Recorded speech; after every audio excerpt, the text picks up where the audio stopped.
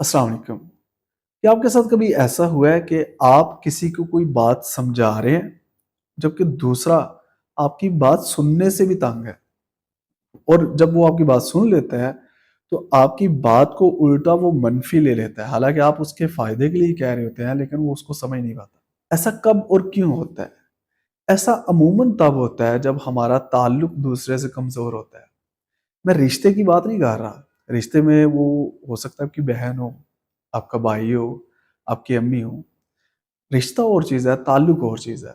ताल्लुक से मुराद ये है कि दूसरा इंसान आपके बारे क्या राय रखता है, वो आपके बारे क्या सोचता है। जितना कोई इंसान आपके बारे अच्छा गुमान करता है, अच्छा सोचता है, आपको अपना-अपना समझता है, उतना उस इंसान का आपके साथ ताल्लुक मज़बूत होता है, बेशक रिश्ते में वो कोई भी है। तो जब ताल्लुक कमज़ोर होता है बेसिकली वो इंसान आपको आउन नहीं करता, आपको अपना नहीं समझता।